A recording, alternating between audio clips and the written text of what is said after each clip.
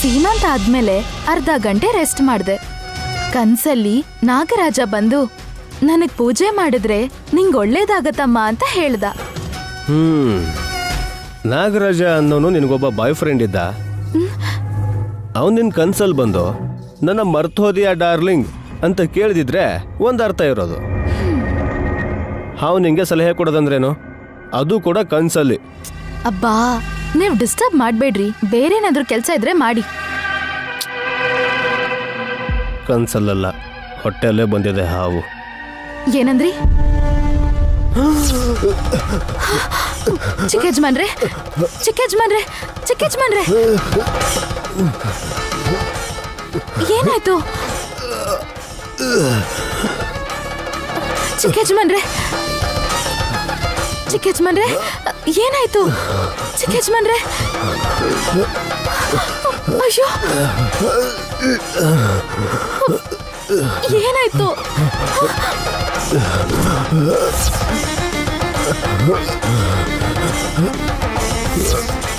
ಏನಾಯ್ತು ಚಿಕ್ಕಜ್ಮನ್ರೆ, ಏನಾಯ್ತು?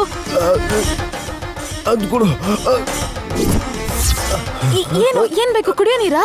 ಹಾವು ಹಾವು ಹಾವ? ಅಯ್ಯೋ, ಏನಾಯ್ತು ನಿಮ್ಗೆ?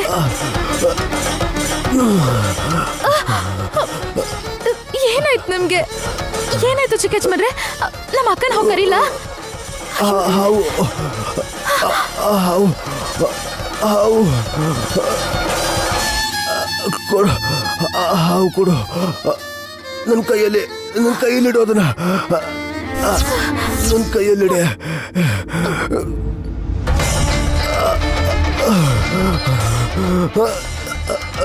ಬೇಗ.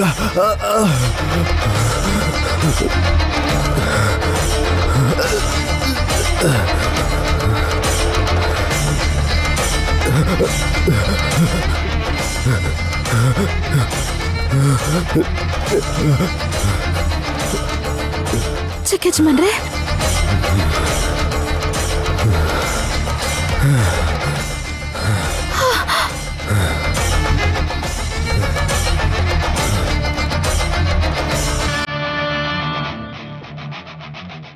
ಏನಾಯ್ತು ನಿಮ್ಗೆ? ಯಾಕೆ ಆತರ ಆಡಿದ್ರಿ? ನಿನ್ನ ಹೊಟ್ಟೆಯಲ್ಲಿ ಹಾವಿದೆ ಅನ್ನೋ ವಿಷಯನ ನಿನ್ನ ಹತ್ರ ಹೇಳ್ಬಾರ್ದು ಅಂತ ಹೇಳಿದ್ರು ಗುರುಗಳು.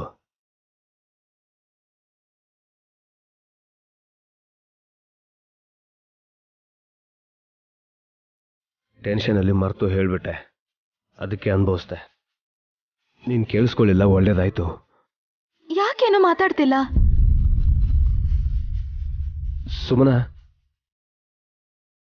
ಕೃಷ್ಣ ಕಲ್ಲಿಂದ ಬಂದಿರೋ ಈ ಬಂಗಾರದ ಹಾವಿಗೆ ಅಸಾಧಾರಣವಾದ ಶಕ್ತಿ ಇದೆ ಅಂತ ಅನಿಸ್ತಾ ಇದೆ ನನಗೆ. ಅದಕ್ಕೆ ಅಲ್ವಾ ನಾನು ಪೂಜೆ ಮಾಡ್ತಿದ್ದು. ಸಡನ್ ಆಗಿ ನಿಮ್ಗೆ ಉಸಿರು ಕಟ್ಬಿಟ್ಟು ತುಂಬಾ ಕಷ್ಟಪಟ್ರಿ. ಮತ್ತೆ ನೀವು ಬಂಗಾರದ ಹಾವು ಮುಟ್ಟಿದ್ದಕ್ಕೆ ನಿಮ್ಮ ಉಸಿರಾಟ ಸರಿ ಹೋಯ್ತು. ನೋಡ್ದೆ,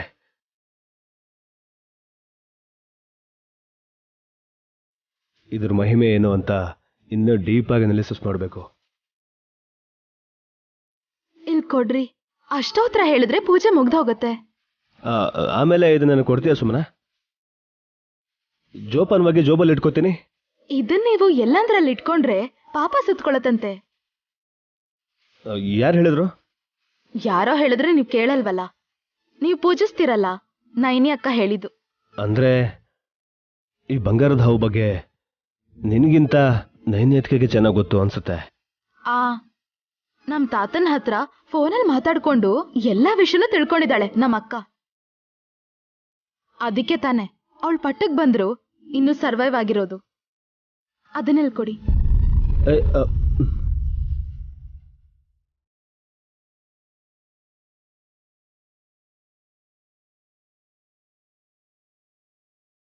ಇದ್ರ ಬಗ್ಗೆ ನಾನಿನ್ನೂ ಚೆನ್ನಾಗಿ ತಿಳ್ಕೋಬೇಕು.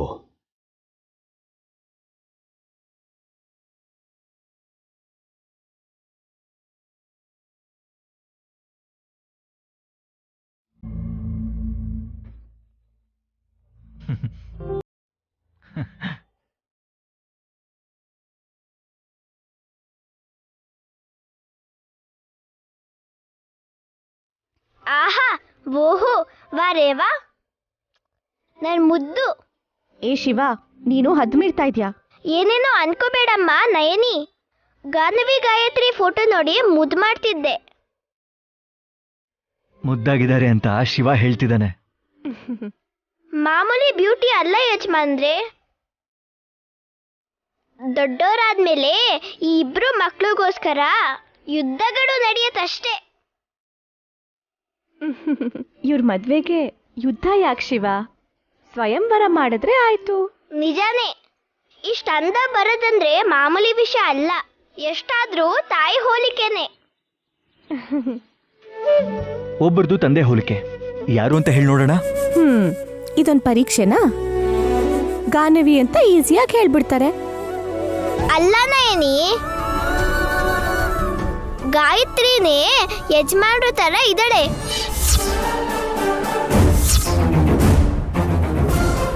ಶಿವ, ಊರಿಗೆ ವಾಪಸ್ ಹೋಗಿ ನಿನ್ ಬುದ್ಧಿ ಕಳ್ಕೊಂಡ್ಯಾ ಹೇಗೆ? ಗಾಯತ್ರಿ ಪುಟ್ಟಿ ಶಾಸ್ತ್ರಿಗಳ ಮೊಮ್ಮಗಳು. ಗಾನವಿನ್ ಹೆತ್ತಿದ್ದು ನಾವು. ಅದು ಹಂಗ್ ನೆನಪು ಮಾಡು ಶಿವನ್ಗೆ. ಹೌದೌದಲ್ವಾ, ನಾನೇ ಕನ್ಫ್ಯೂಸ್ ಮಾಡ್ಕೊಂಡೆ. ಏನ್ ಮಾಡೋದ್ ನೈನಿ, ನನಗೂ ವಯಸ್ಸಾಗ್ತಿದ್ಯಲ್ಲ. ನಿಂತರ ನಾನ್ 100 ವರ್ಷ ಬದುಕಲ್ವಲ್ಲ. ಹಾ, ಆ ವಿಷಯ ಹಾಗಿರ್ಲಿ. ಊರ್ನಲ್ಲಿ ಏನ್ ವಿಶೇಷ ಅಂತ ಹೇಳು. ಶ್ಯಾಮ್ಲತೆ ಚೆನ್ನಾಗಿದ್ದಾರೆ. ತಾತಂಗೆ ಪಾಪ ಹುಷಾರಿರ್ಲಿಲ್ಲ. ಅಯ್ಯೋ ಹೌದಾ? ಪ್ರತಿಯೊಂದಕ್ಕೂ ಗಾಬರಿ ಮಾಡ್ಕೋಬೇಡ ನೀನು. ಮಳೆಗಾಲದಲ್ಲಿ ಜ್ವರ ಬರೋದು ಮಾಮೂಲಿನೇ. ಜಾತಕದ ಫಲ ಹೇಗಿದೆ ಅಂತ ಕೇಳ್ದ್ಯಾ ಶಿವ? ನಾನ್ ಕೇಳ್ದೆ ಇರ್ತೀನ ಯಜಮಾನ್ರೆ. ಸುಮ್ಮನಂಗ್ ಆಸ್ತಿ ಸಿಗತ್ತೆ ಅಂತ ಹೇಳಿದ್ರು. ನೈನಿಗೆ ಆಸ್ತಿ ಕಡಿಮೆ ಆಗುತ್ತೆ ಅಂತಂದ್ರ? ಅವಳ ಆಸ್ತಿ ನೀವು, ನಿಮ್ಮಿಂದ ಅವಳಿಗೆ ತೊಂದರೆ ಆಗತ್ತೆ ಅಂತ ಹೇಳಿದ್ರು.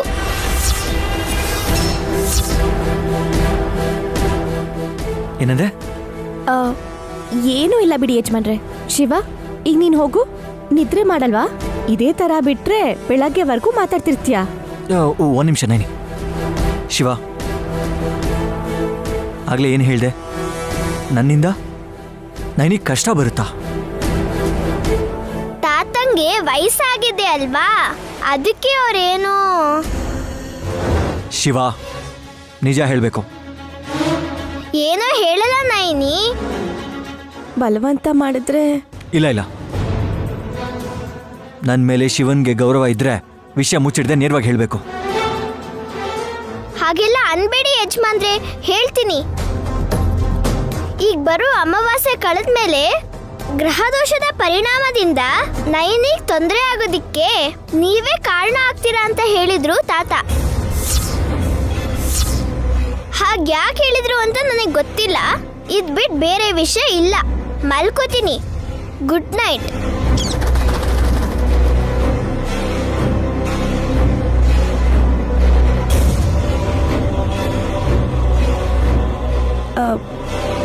ಯಜಮಾನ್ರೆ, ಏನ್ ಯೋಚನೆ ಮಾಡ್ತಾ ಇದ್ದೀರಾ?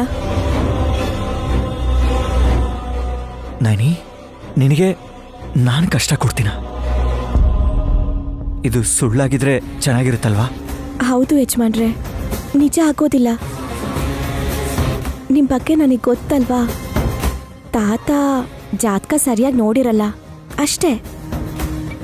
ನಿಮ್ಗೋಸ್ಕರ ಹಾಲು ತಗೊಂಡ್ಬರ್ತೀನಿ.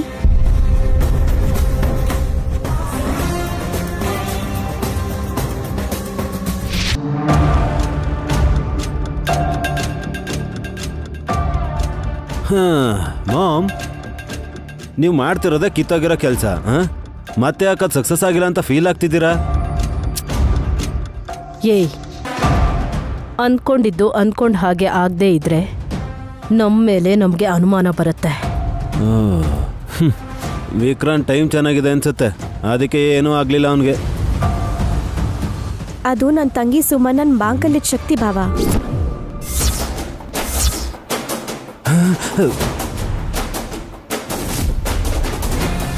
ಸುಮ್ಮನಾಗ್ಬಿಟ್ರಲ್ಲ, ಮಾತಾಡಿ. ನಿನ್ನ ಜೊತೆ ಮಾತಾಡೋ ಅಂತ ಅವಶ್ಯಕತೆ ಇಲ್ಲ. ನೀವು ಬ್ಯುಸಿಯಾಗಿ ಯಾವ ಕೆಲಸದಲ್ಲಿದ್ರಿ ಅಂತ ಗೊತ್ತಾತೆ? ಯಾರಿಗೆ ಹೇಗೆ ಅಪಾಯ ಮಾಡೋಣ, ಯಾರ ಆಸ್ತಿನ ನಾವು ಕಿತ್ಕೊಳ್ಳೋಣ ಯಾರನ್ ಬಲಿ ತಗೊಳ್ಳೋಣ ಇದೇ ಯೋಚನೆ ಅಲ್ವಾ ನೀವ್ ಮಾಡೋದು? ಕರೆಕ್ಟ್ ನೈನಿ. ಮುಖ ನೋಡಿದ್ರೆ ಗೊತ್ತಾಗಲ್ವಾ? ಏಯ್, ನಿಮ್ ಮುಖ ಅಲ್ಲ, ನನ್ ಗಂಡನ್ ಮುಖದ ಬಗ್ಗೆ ಹೇಳ್ತಿದ್ದೀನಿ. ಏಯ್, ಏನು ಇಬ್ರು ಒಟ್ಟಿಗೆ ಬಂದಿದ್ದೀರಾ? ಏನ್ ಹೊಡಿತೀರಾ? ಪರವಾಗಿಲ್ವಾ? ಒಂದ್ ನಿಮಿಷ ಅಕ್ಕ. ಇವ್ರಿಗಿನ್ನೂ ಸೀಮಂತದಲ್ಲಿ ಪ್ರಾಣ ತೆಗಿಯೋಂತ ಪ್ಲಾನ್ ಯಾಕೆ ವರ್ಕೌಟ್ ಆಗಿಲ್ಲ ಅಂತ ಅರ್ಥ ಆಗಿಲ್ಲ ಅನ್ಸುತ್ತೆ. ಹಾ, ಏನ್ ಪ್ಲಾನ್ ಮಾಡಿದ್ದಾರೆ ನೈನಿ? ಹೇಳಿ ಅತ್ತೆ.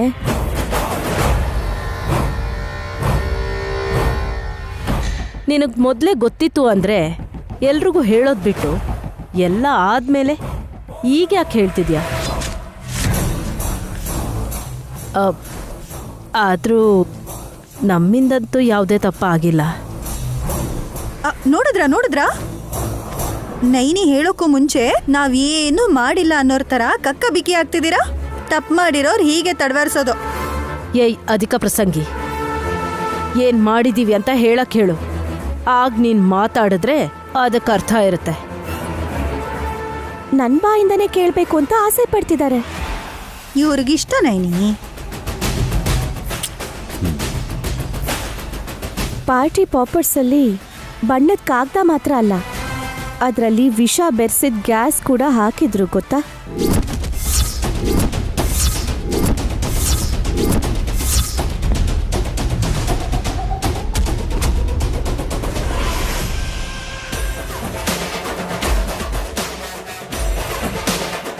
ಇದ್ರ ಹಿಂದೆ ನಿಮ್ ಕೈವಾಡ ಇದೆ.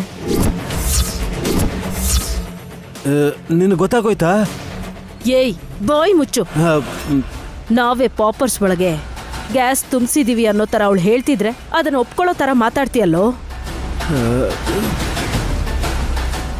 ಯಾರನ್ನ ಮುಗಿಸ್ಬೇಕು ಅಂತ ಆ ತರ ಪ್ಲಾನ್ ಮಾಡಿದ್ರಿ ಅತ್ತೆ? ನನ್ನನ್ನು ಬ್ಲೇಮ್ ಮಾಡ್ತಿರೋ ನಯನಿಗೆ ನೀನ್ ಸಪೋರ್ಟ್ ಮಾಡಬೇಡ. ನನ್ನ ಚಿಕ್ಕ ಮಗ ಚಿಕ್ಕ ಸೊಸೆ ಮೇಲೆ ಬಣ್ಣದ ಕಾಗದ ಬೀಳ್ಲಿ ಅಂತ ಮಾಡಿದೆ. ಅವರಿಬ್ರಿಗೆ ಏನಾದರೂ ಆದರೆ ನಿಮಗಿಂತ ಜಾಸ್ತಿ ನನಗೆ ನೋವಾಗೋದಲ್ವಾ? ಇಷ್ಟು ಸ್ವೀಟಾಗಿ ಮಾತಾಡಿದ್ರೆ ನಿಜ ಅನ್ಕೋತಾರೆ ಅತ್ತೆ. ಏನು ಅನ್ಕೋಬೇಡಿ, ನನ್ನ ಗಂಡ ಪಾಪ ಮುಗ್ಧ, ನೀವು ಮಾಯಾವಿ. ಯಾರನ್ನ ಬೇಕಾದ್ರೂ ಮಾಯ ಮಾಡ್ತೀರಾ, ಭೂಮಿ ಮೇಲೆ ಇಲ್ದೇ ಇರೋ ಹಾಗೆ. ಅಂದ್ರೆ ಮಾಮ್ ಪ್ರಾಣ ತೆಗಿತಾರೆ ಅಂತನಾ? ಅರ್ಥ ಆದ್ಮೇಲೂ ಅರ್ಥ ಮಾಡಿಸು ಅಂತೀರಾ?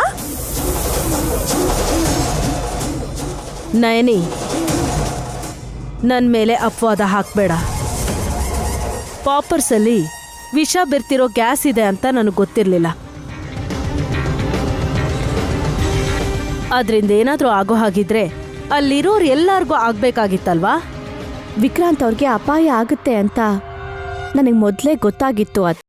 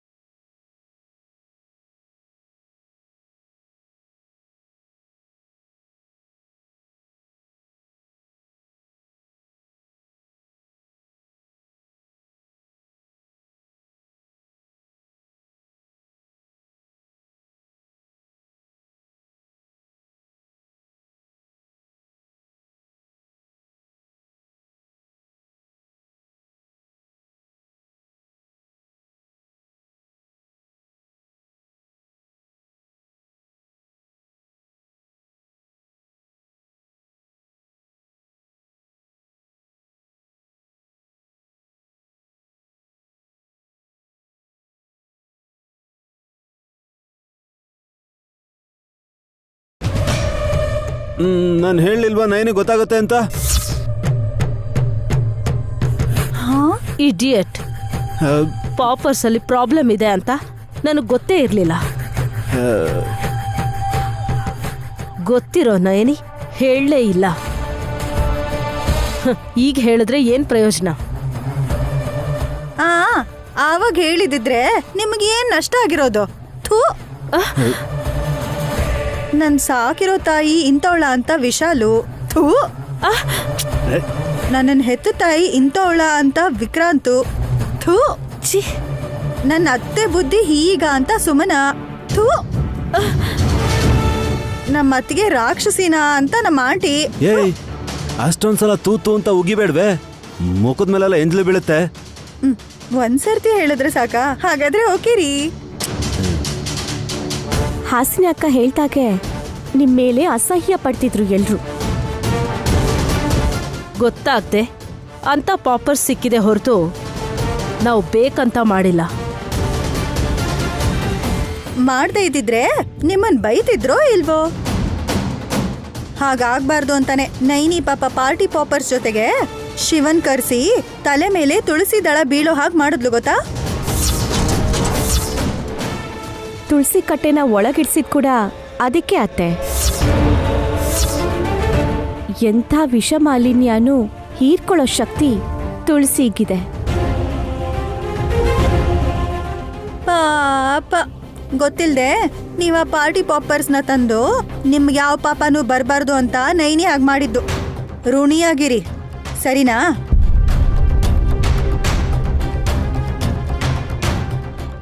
ನೈನಿ ಬಾ.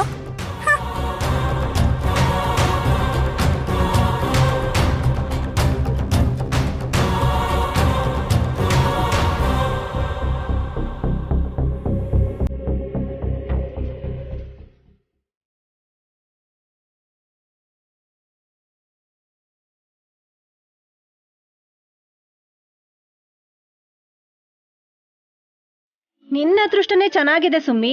ಮಗು ಹುಟ್ಟೋಕ್ಕೂ ಮೊದ್ಲೇ 2 ಸಲ ಸೀಮಂತ ಮಾಡಿಸ್ಕೊಂಡಿದ್ಯಾ. ನಿಮ್ ಮನ್ಸಲ್ಲಿ ಏನಿದೆ ಚಿಕ್ಕಿ? ನನಗ್ ಮಗು ಆಗ್ಬಾರ್ದು ಅಂತನಾ? ಎಲ್ಲದಕ್ಕೂ ಸಿಡುಕ್ತಿಯಲ್ಲೇ ನೀನು. ಇದೇ ತರ ಆದ್ರೆ ಮುಂದಕ್ಕೆ ತುಂಬಾ ಕಷ್ಟ ಆಗತ್ತೆ ಸುಮ್ಮಿ. ಚಿಕ್ಕ ಮಾತೆ, ಇಲ್ಲಿ ನೋಡಿ, ಎಷ್ಟು ಅಂಗಡಿ ತಿರುಗಿದ್ರು ಪ್ರಯೋಜನ ಇಲ್ಲ. ತಗೊಳ್ಳಿ, ನೀವು ಕೊಟ್ಟ ದುಡ್ಡು ವಾಪಸ್ ಕೊಡ್ತಾ ಇದ್ದೀನಿ. ಏನ್ ತಗೊಂಡ್ ಬರಕ್ ಹೋಗಿದ್ದೆ ನಂದೀಶಾ? ಬೆಳ್ಳಿಗೆ ಗುಂಡುಗಿರುತ್ತಲ್ಲ ಅದು. ನಿನ್ ಬುದ್ಧಿಗಿಷ್ಟು ಅದೇನಂತ ಗೊತ್ತಿಲ್ವಾ? ನೆನಪಾಯ್ತು ಚಿಕ್ಕ ಮಾತೆ. ಎಲ್ಲಾ ಕಡೆಗೂ ಹೋಗಿ ನೀವು ತಿನ್ನೋದಕ್ಕೋಸ್ಕರ 6 ಜೊತೆ ಕತ್ತೆ ಮೊಟ್ಟೆ ಬೇಕು ಅಂತ ಕೇಳ್ದೆ.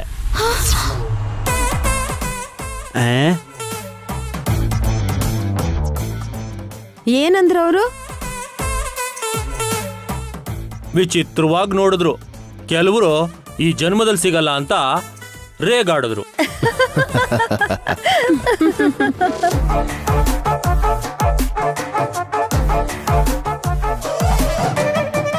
ಪಾಪ ನಂದೀಶ, ಸುಮ್ಮನನ್ ಮುಖ ನೋಡು ಹೇಗ್ ಬಾಡೋಗಿದೆ ಅಂತ.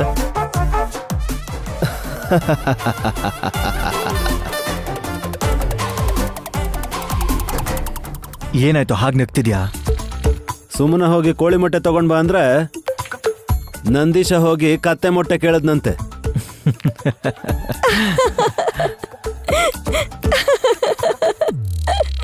ಯಾಕೆ ಹಾಗೆ ನಗ್ತಿದ್ಯಾಕ?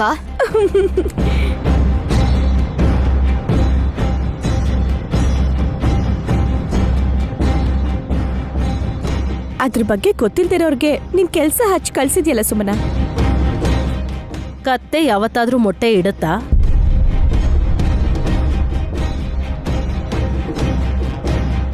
ನಮ್ಮನೇಲೆ ಕೆಲವರು ಕತ್ತೆ ತರ ನಡ್ಕೋಬೇಕಾದ್ರೆ ಮುಂದೊಂದ್ ದಿನ ಕತ್ತೆ ಮೊಟ್ಟೆ ಸಿಗೋದ್ರಲ್ಲೂ ಏನ್ ಆಶ್ಚರ್ಯ ಇಲ್ಲ ಅತ್ತೆ.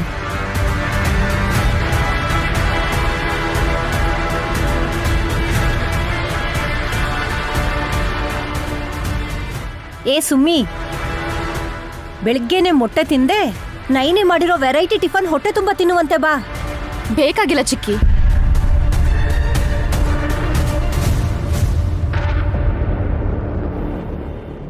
ಪ್ರಸಾದ ಆದ್ರೂ ತಿನ್ನು ಸುಮನಾ. ಎಲ್ಲಿದು? ಅಮ್ಮ ತಗೊಂಡ್ಬರ್ತಿದ್ದಾರೆ. ಎಲ್ರು ಅಲ್ಲಿ ನೋಡಿ.